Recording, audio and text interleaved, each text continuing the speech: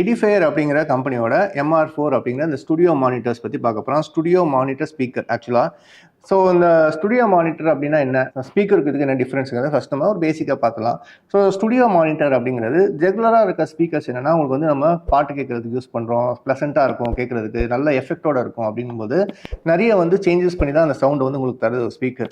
ஆனால் நீங்கள் ஒரு அக்யூரேட்டான ஒரு சவுண்டை வந்து கேட்கணும், நீங்கள் வந்து ஒரு ஸ்டுடியோ என்வாயர்மெண்ட் இருக்கீங்க, ஒரு ஆடியோ இன்ஜினியராக இருக்கீங்க, ஒரு ஆடியோ வந்து நீங்கள் சவுண்ட் டிசைன் பண்ணுறீங்க அப்படிங்கும்போது உங்களுக்கு அக்யூரேட்டான ஒரு ரிசல்ட் வந்து எதுனா ஸ்டுடியோ மானிட்டர் தான்.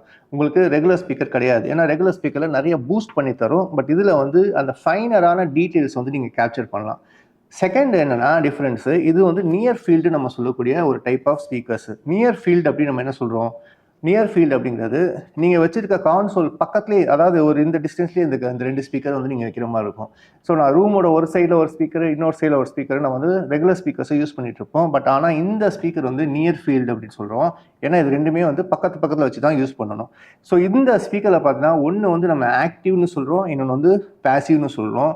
அதே மாதிரி இந்த ஸ்பீக்கரை வச்சு இப்போ நான் பாட்டு கேட்க முடியாதா அப்படின்னா கூட ரெண்டு ஆப்ஷனுமே கொடுத்துருக்காங்க. இந்த MR4 வந்து நீங்கள் ஸ்டுடியோ மானிட்டராகவும் யூஸ் பண்ணலாம், இல்லை நீங்கள் பாட்டு கேட்குற ஒரு ஸ்பீக்கராகவும் யூஸ் பண்ணலாம். இந்த ஆப்ஷன் இது கொடுத்துருக்காங்க.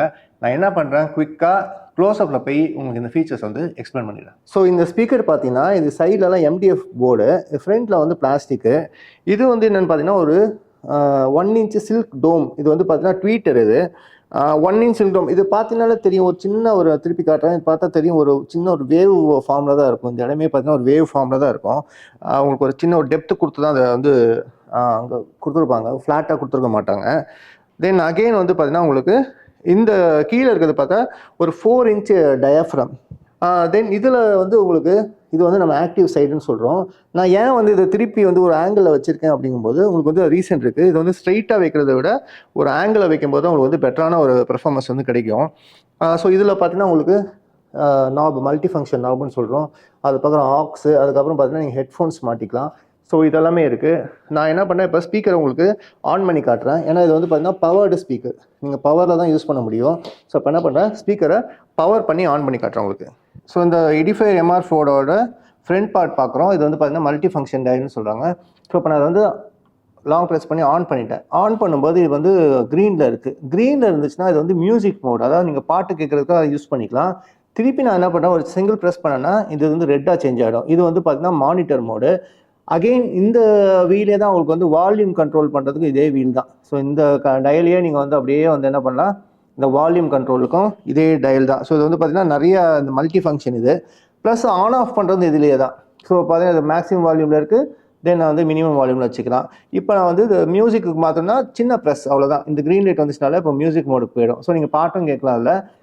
அகெயின் இந்த இதில் பார்த்தீங்கன்னா நீங்கள் ஹெட்ஃபோன் வந்து டைரெக்டாக கனெக்ட் பண்ணிக்கலாம். இந்த ஸ்பீக்கர்லேருந்து ஹெட்ஃபோன் கனெக்ட் பண்ணிக்கலாம். இன்கேஸ் வந்து நீங்கள் சைலண்ட்டாக இருக்க ஒரு சுச்சுவேஷனு, அங்கே வந்து நான் இன்னும் பெட்டராக கேட்கணுன்னா நீங்கள் வந்து you can use your headphones. Plus இங்கே வந்து அந்த ஆக்ஸ் கேபிள்.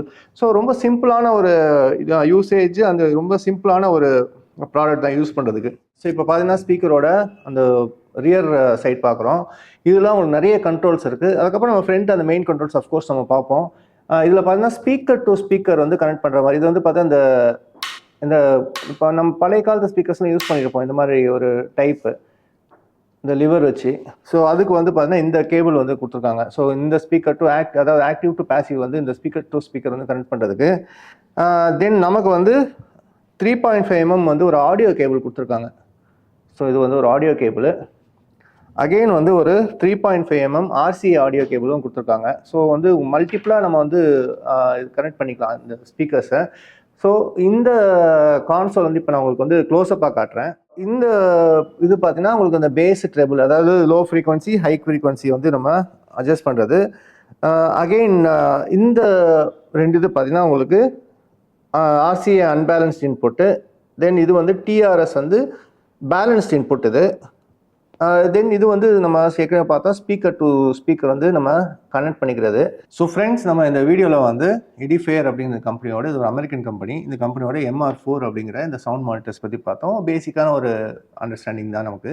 ஸோ இது வந்து யாருக்கு சூட்டபுளாக இருக்கும், ஏன்னா இந்த ப்ரைஸும் பார்த்தீங்கன்னா ரொம்ப பட்ஜெட் லெவல், கிட்டத்தட்ட வந்து ஒரு 13,900 தான் இதோட MRP. மேபி செல்லிங் ப்ரைஸ் வந்து ரொம்ப கம்மியாக தான் இருக்கும். சின்ன யூடியூப் சேனல் வச்சுருக்கீங்க, ஒரு சின்ன ஒரு ஆடியோ ஸ்டுடியோ வச்சுருக்கீங்க, ஒரு அப்கமிங்காக இருக்கீங்க அப்படிங்கும்போது டெஃபினட்டாக வந்து உங்களுக்கு வந்து ஹெல்ப்ஃபுல்லாக இருக்கும். ஏன்னா உங்கள் சவுண்ட் வந்து இன்னும் பெட்டராக வந்து நீங்கள் குவாலிட்டியாக கொடுக்குறதுக்கு டெஃபினட்டாக வந்து யூஸ்ஃபுல்லாக இருக்கும். ப்ளஸ் நீங்கள் வந்து மியூசிக் அவுக்காகவும் யூஸ் பண்ணிக்கலாம், பாட்டு கேட்குறதுக்கும் யூஸ் பண்ணிக்கலாம்.